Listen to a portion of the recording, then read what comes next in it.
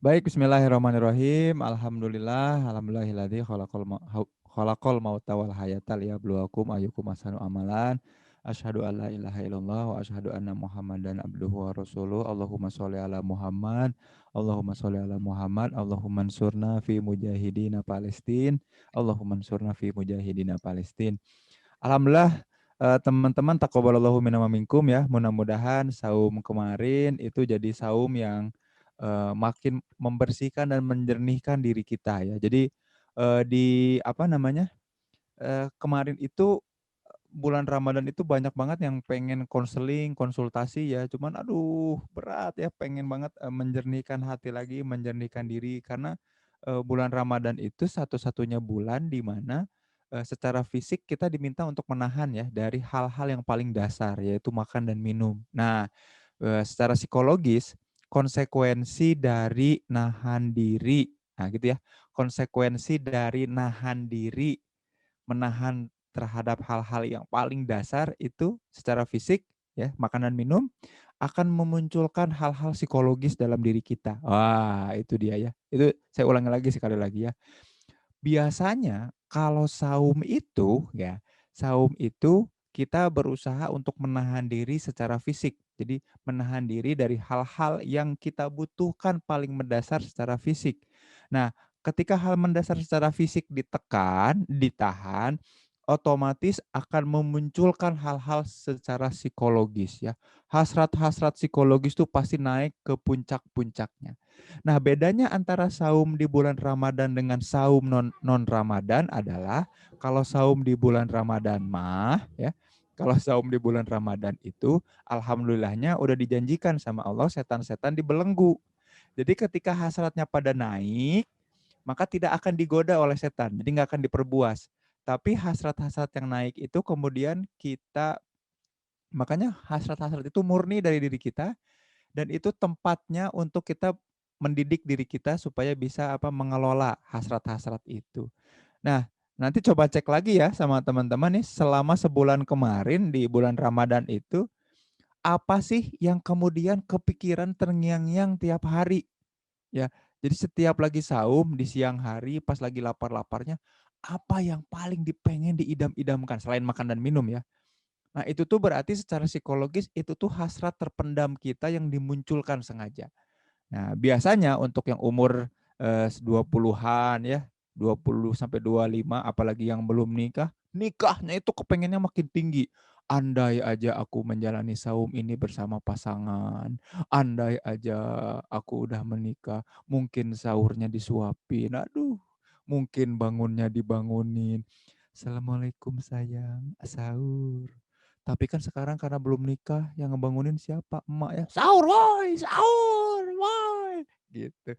Itu tuh berarti hasrat-hasrat terpendam yang paling dasar itu dimunculkan secara psikologis, teman-teman. Dan hanya terjadi di bulan Ramadan. Maka aduh kangen banget ya. Jadi setiap kali datang bulan Ramadan, harusnya kita fokus konsentrasi cek lagi diri kita karena kemudian Allah akan memunculkan hal-hal yang paling berhasrat dalam diri kita. Nah, itu waktunya kita mengelola diri. Makanya bulan Ramadan tuh paling pas untuk mensucikan diri lagi. Itu paling pas banget. Alhamdulillah ya. Nah, sekarang udah nggak Ramadan lagi, udah setan udah pada di nggak dibelenggu lagi ya, udah dibebaskan ya. Nggak ada penyekatan lagi terhadap setan ya. Biasanya kan sebelumnya penyekatan ya, setannya nggak boleh mudik ya. Ini pada mudik lagi kembali ke dalam diri kita. Aduh, kalau udah itu kayak udah berat ya. Udah susah untuk dicek lagi apa hasrat terpendam kita karena udah banyak godaan setannya juga, udah bercampur. Tapi kita nggak akan ngomongin itu karena bulan Ramadannya udah lewat. Kita tabung untuk Ramadan tahun depan. Mudah-mudahan ya Allah, Allah masih berkenan, masih mempertemukan kita di Ramadan tahun depan ya. Kita bahas ini nih, ada 3 kalimat yang penting. Eee, 3 kalimat yang penting banget yang perlu kita, cek ya, yaitu merekat asa, memenangkan iman, sama meneguhkan istiqomah. Ah, ini keren nih yang bikin judul ya. Siapa ya? Yang bikin judul keren tapi yang bikin pusing yang bikin materi ya. Ini nih apa ya gitu. Tapi Yang luar bikin biasa. judul Kak Min. Oh, pantesan ya. Tim Emang udah konten. paling jago ya bikin pusing. Oke. 3 hal ini dan kata-katanya memang pas dipikir-pikir lagi memang paling pas ya, paling tepat untuk, merepresentasikan masing-masing kata yang akan kita coba bahas. Jadi tahun ini adalah jadi kalau mau disyukuri ada 3 hal yang perlu kita syukuri sebetulnya. Atau kalau belum bisa mensyukuri hal itu, ada hal-hal yang harus kita kelola dan kita syukuri baik-baik. Jadi walaupun belum bisa mensyukuri, harus bisa dikelola, disyukuri bahwa ini ada lagi di dalam proses pengelolaan 3 hal ini, ya. Merekat asa, memenangkan iman, sama meneguhkan istiqomah. Nah, 3 kata ini nanti akan saya bahas sama kenapa katanya merekat di asa, kenapa di iman dimenangkan, kenapa di istiqomah itu diteguhkan ya. Kenapa itu? Nah, kenapa-kenapa itu nanti dibahas lebih lanjut. Ini slide-nya cuma 4 ya, tapi sisanya banyak coret-coretnya. Dan mudah-mudahan gak kelamaan ya ngomongnya ya. Supaya ada door prize lagi ya. Ini terima kasih nih buat para sponsor dan supporter ya. Ini asik banget nih. Akan ngasih hadiah-hadiah yang luar biasa. Salah satunya adalah hadiah doa tentunya ya. Doa cuma kita jadi lebih baik dan jadi lebih berkah kehidupannya. Nah, pertama kita ngomongin merekat asa. Tahu nggak sih asa itu apa? Apa itu asa? Kenapa asa harus direkat?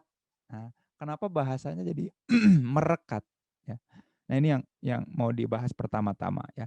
Asa itu asa itu padanan jadi bahasa Indonesia dari jadi beberapa literatur tuh masih karagok ya, karagok masih canggung dalam mendefinisikan asa itu apa ya. Ada yang bilang asa itu bahasa Sanskerta kuno, tapi ada juga, eee, yang bilang serapan dari bahasa Arab, bahasa Persia, macam-macam ya, asa. Tapi sebetulnya kalau asa didefinisikan, dia kemudian akan dekat sama 2 hal ya. Asa ini akan dekat sama 2 kata, ya, yaitu hasrat, hasrat sama harapan. Tadi saya sempat bilang hasrat ya, di awal. Jadi ketika kita saum, maka ada hal-hal yang muncul. Nah, kenapa saya sebutnya hasrat bukan harapan? Kenapa? Karena dia otomatis munculnya dan tidak kita sadari dan tidak dapat kita kendalikan. Tiba-tiba muncul aja. Nggak angin, nggak hujan, tiba-tiba pengen nikah misalkan ya, pas lagi siang-siang lagi lapar tuh, itu hasrat namanya. Nggak ada angin, nggak ada hujan, tiba-tiba kok ngerasa, aku tuh kayak yang pengen belajar lagi, sekolah lagi, oh itu hasrat. Jadi ada hasrat-hasrat yang tidak disadari yang kemudian muncul, itu namanya hasrat. Ya, itu namanya hasrat. Beda kalau harapan. Harapan itu hasil pemikiran atau hasil silogisme. Maksudnya apa hasil silogisme itu? Silogisme itu hasil pemikiran, pengalaman ya, atau pengetahuan. Jadi udah tahu A, udah tahu B, udah tahu C, oh maka dia punya harapan pengen D, kayak gitu ya. Harapan tuh biasanya direncanakan, makanya disadari. Nah, gitu ya, itu harapan. Harapanku bisa menikah tahun ini, amin, misalkan gitu ya. Atau harapanku kemudian karirnya naik, pemasukannya berkali-kali lipat, sedekah dan zakatnya juga naik berkali-kali lipat tahun ini. Itu harapan. Karena punya pengalaman sebelumnya, pengalaman zakat sebelumnya ya gitu. Dan mudah-mudahan Uh, ini juga jadi, apa namanya, batu-batu loncatan karir kita selanjutnya ya. Itu harapan tapi yang direncanakan. Nah, hasrat itu nggak direncanakan, teman-teman. Hasrat itu datang begitu aja. Jadi tiba-tiba misalkan yang ngelihat kemarin Palestina diserang sama Israel tuh kita, andai aja aku punya kuasa gitu ya. Tapi kan kita nggak punya, kebayang ya kita negara kita punya kuasa juga enggak untuk mencegah, untuk nyerang nggak bisa, ya nggak, hutangnya apalagi banyak. Bahkan untuk menolak orang-orang, buruh-buruh luar negeri datang ke kita juga nggak punya kuasa ya, kita bilangnya mereka sangat kita butuhkan. Karena mereka ada sosok-sosok ahli gitu ya, kepada anak negeri dilarang mudik, ya sedih nggak bisa ke kampung halaman, kayak gitu. Kita kok kayaknya nggak punya kuasa banget ya, terus dipikir-pikir ternyata ada yang kita bisa kuasai, apa? Doa. Tapi kalau dipikir lagi, ternyata kalau mau berdoa belum tentu diijabah sama Allah. Kenapa? Ya kita banyak dosanya ya. Jadi apa sih yang kita punya kuasa? Karena itu hasrat namanya. Ketika terjadi sesuatu, ketika melihat fenomena, ketika ada kejadian dalam hidup kita tiba-tiba menginginkan sesuatu. meresponnya dengan menginginkan sesuatu dan itu tiba-tiba muncul namanya hasrat. Nah, asa itu gabungan dari hasrat dan harapan ya. Hope sama hasrat itu desire namanya ya. Jadi kalau di bahasa Inggris kan, kemudian ini istilahnya adalah hope and desire ya. Hope and desire. Sorry ding, bukan hope ya. Yang betul tuh expectation, sorry. Expectation. Ekspektasi beda nanti sama hope ya. Expectation ya. Nah, asa ini gabungan keduanya, asa ini apa? Asa ini sama dengan hope gitu. Hope. Nah, jadi apa itu asa? Jadi kalau dalam variabel psikologis, jadi teman-teman boleh banget buka Google Scholars ya, scholars.google.co.id lalu tulis kata hope, maka akan banyak jurnal penelitian. Yang terbaru juga banyak yang ngomongin hope ya.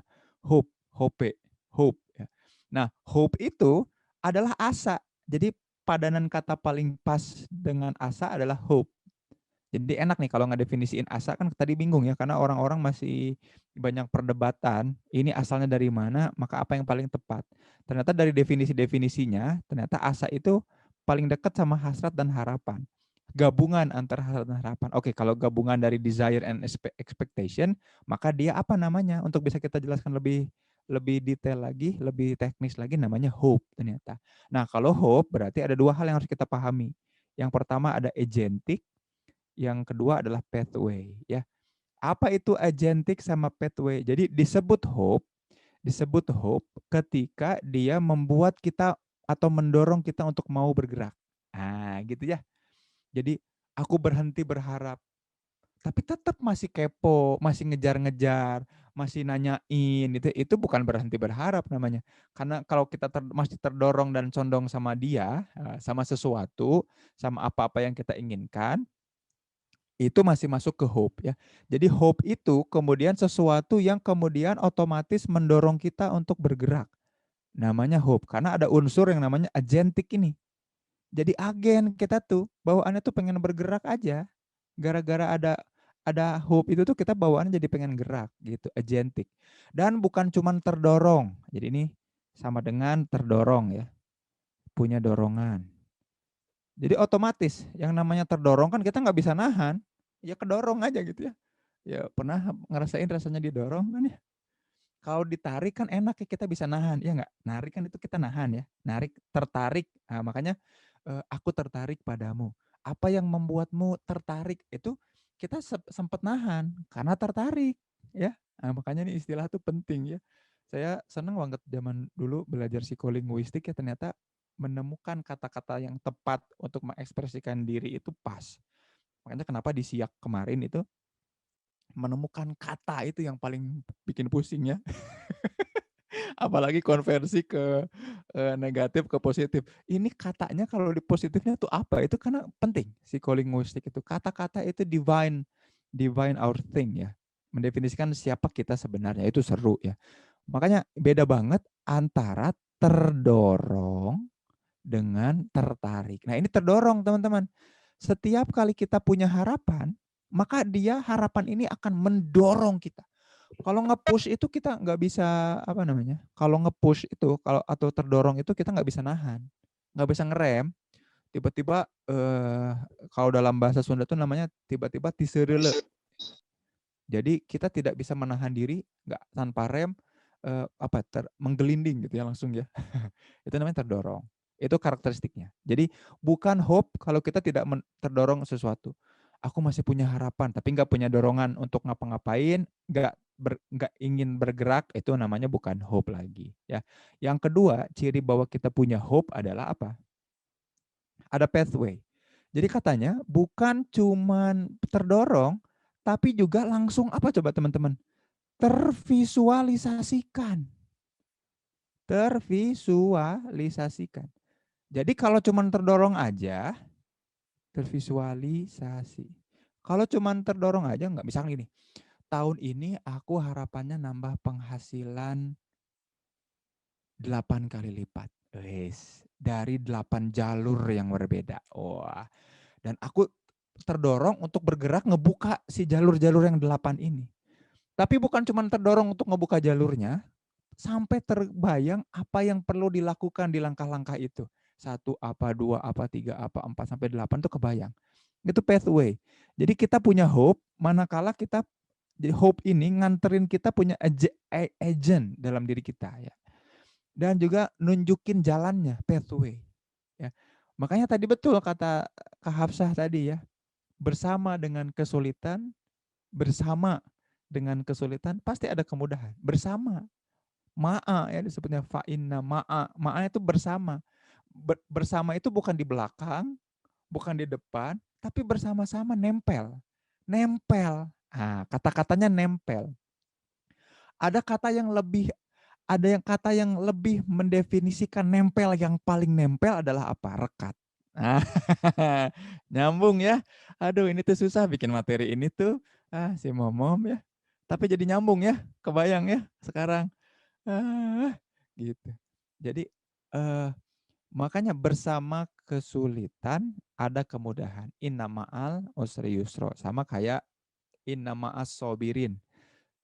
Innallaha ma'as sobirin. Sesungguhnya Allah bersama dengan orang-orang yang sabar. Bersama tuh artinya selalu ada, nempel.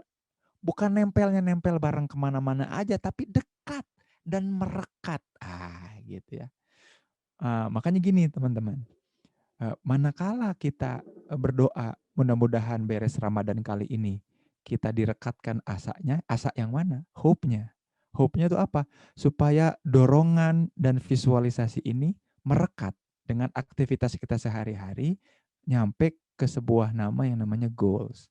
Apapun goals kita pasca Ramadan, mudah-mudahan nyampe. Amin. Kenapa? Karena Allah dorong, Allah tampilkan, Allah tunjukkan, Allah kasih visualisasi yang paling jelas. Itulah salah satu ciri orang dengan Lailatul Qadar ya. Dia jadi berubah perilakunya menuju ke arah yang lebih baik. Kenapa? Karena dia terdorong untuk selalu lebih baik dan tervisualisasikan tahu yang lebih baik itu yang kayak gimana gitu ya. Kebanyakan orang gombal. Gombal tuh gimana? Aku pengen jadi orang yang lebih baik. Caranya ya pengen jadi lebih baik aja. Ya gimana? Ya lebih baik aja gitu. Tanpa tahu yang harus gimana yang lebih baik itu. Nah, orang-orang dengan hope yang merekat asanya itu kayak gini. Dia bisa merekatkan antara agentik, dorongan untuk bergerak dengan tervisualisasikannya. Maka ini jadi energi yang luar biasa ya. Energi yang luar biasa gitu. Kang Zen ini dari mana dapat yang kayak gini ngarang ya? Selain ngarang, ini alhamdulillah ya Allah pengalaman pribadi teman-teman. Jadi saya tuh punya utang banyak, bukan utang uang ya, itu mah utang kerjaan. Nulis buku, ngerjain disertasi, itu mentok semua. Kayak nggak ada energi gitu ya. Makanya saya kemarin mulai posting tentang emosi, diawali sama yang postingan di Instagram soal Zuko itu ya. Kalau teman-teman tahu ada Prince Zuko, Pangeran Zuko, tokoh di Avatar.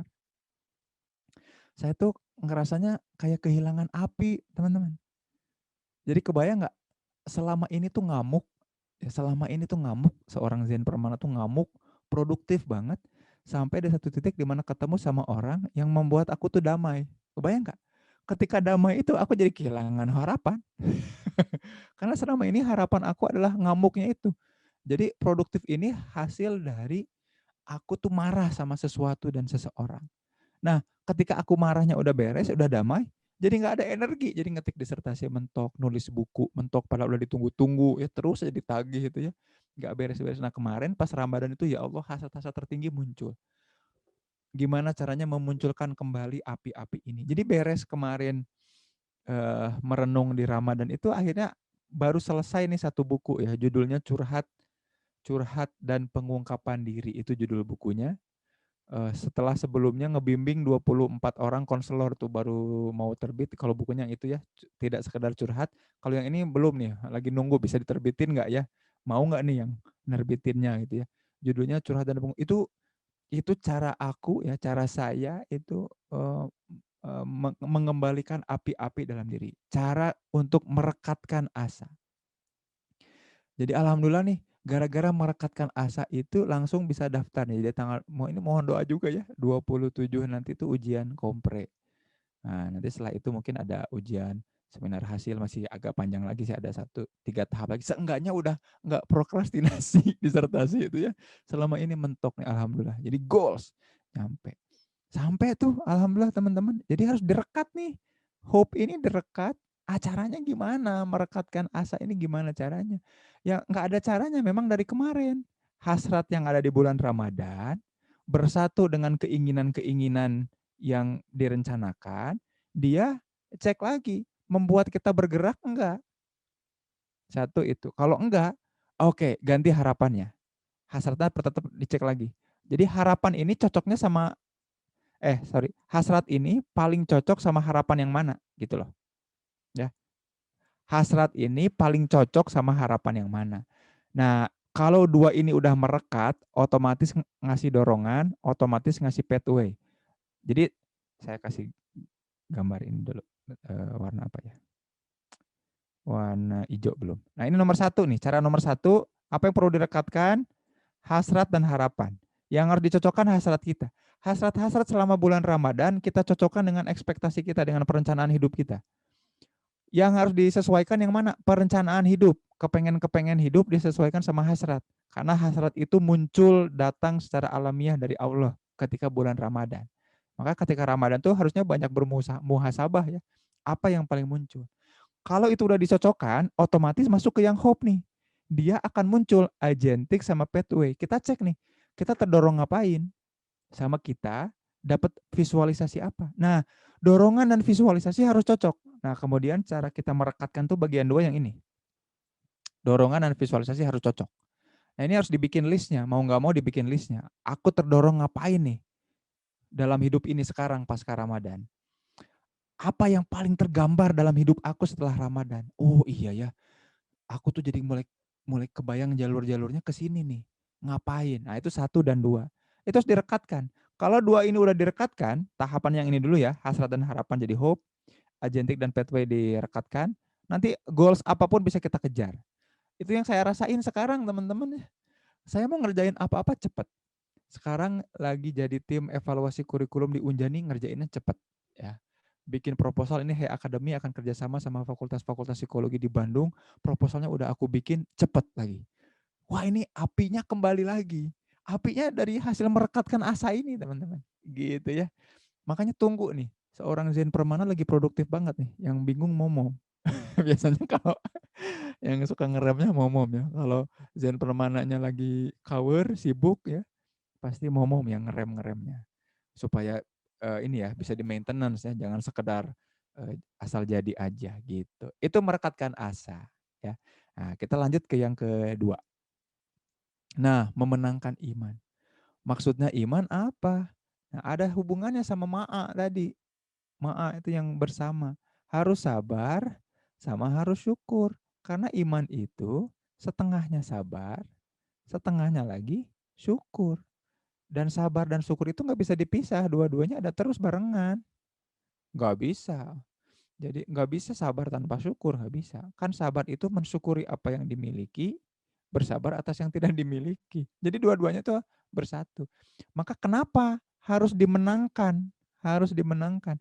Kemampuan kita untuk sabar dan syukur ini adalah sehat mental. Oh ini saya sering banget ngomong ini ya. Sehat mental itu kemampuan kita sabar dan syukur. Ya. Maka ketika kita mampu bersabar dan bersyukur, kita sehat mental. Maka kita harus menangkan diri kita. Apa yang dimenangkan? Imannya, apanya? Sabarnya dan syukurnya. Kalau kita kalah aja nggak bisa sabar, udah hancur hidup kita. Padahal sabar nggak bisa milih, ya nggak? Sabar tuh harus, nggak bisa milih. Cuman kita bisa milih tempatnya di mana. Contohnya gini, kalau nggak mau sabar-sabar bertekun dalam belajar, harus mau sabar dalam kebodohan. Milih mana?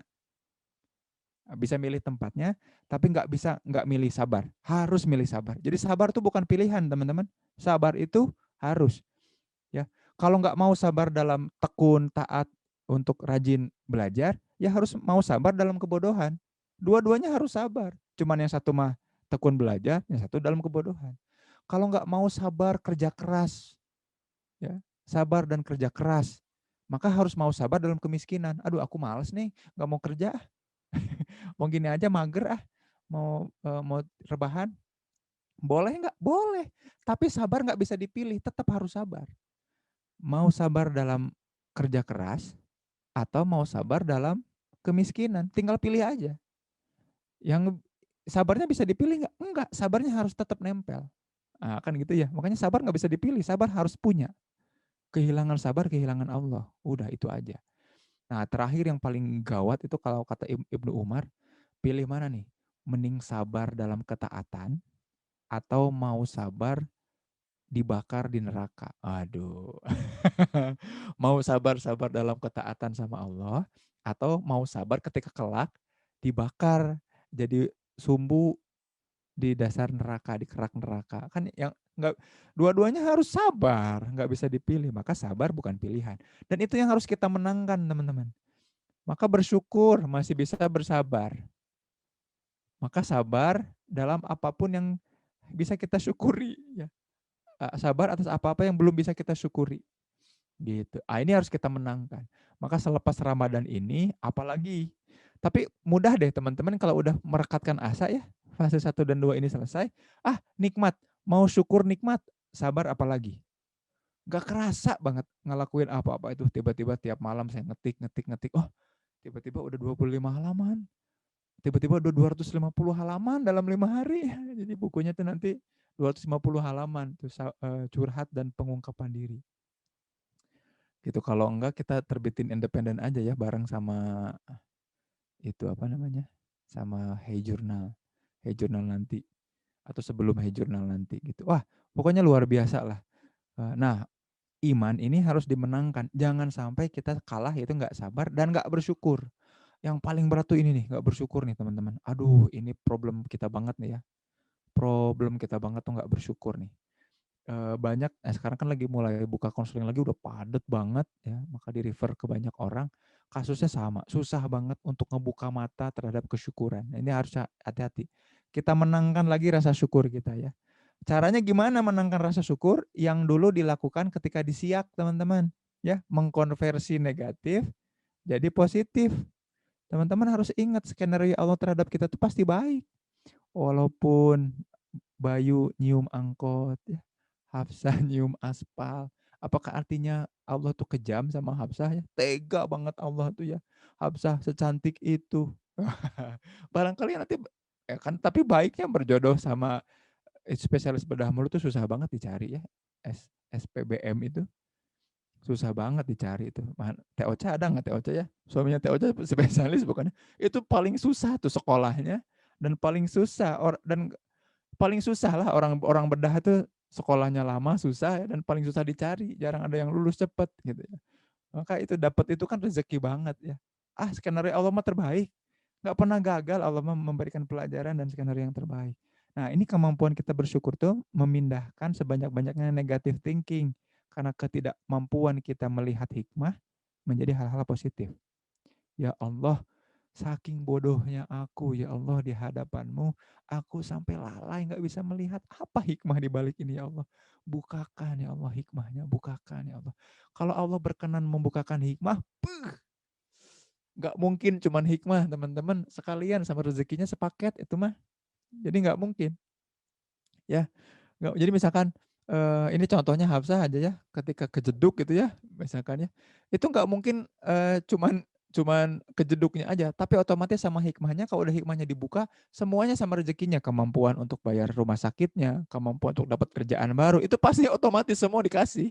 Nggak mungkin tiba-tiba dikasih penyakit, nggak dikasih yang lain, nggak mungkin. Pasti ada hikmah, pasti ada tambahan setelah itu kalau udah dibukakan. Nah, makanya minta dibukakan tuh gini nih, konversi. Ya Allah, skenario-mu terbaik, aku berhusnuzon atas apapun. Maka jika aku kali ini tidak mampu untuk menemukan hikmah, artinya aku penuh dosa. Ampuni ya Allah, maka kita menangkan iman kita. Ya Allah, aku butuh bersyukur, ya Allah, gitu. Gitu ya. Menangkan iman kita. Dan yang terakhir, udah bisa memenangkan iman, maka tahap selanjutnya adalah istiqomah. Nah, ada 3 istilah terkait istiqomah yang perlu kita ketahui. Yang pertama konsisten. Istiqomah bukan hanya konsisten. Konsisten mah semudah mengulang kegiatan yang sama ya. Ulang-ulang itu namanya konsisten. Kemarin Kemarin 1 juz, besoknya 1 juz lagi. Itu mengulang. Itu namanya konsisten. Ya. Saya eh, tahun depan lah beresolusi untuk 1 hari 1 juz ya. Juz Alpuket ya. Jadi bukan 1 juz yang ngajinya atau hafalannya, malah 1 juz minum jus ya. Dasar nih lelaki banyak dosa mah kayak gini ya. Tapi mengulang kerjaan yang sama namanya konsisten.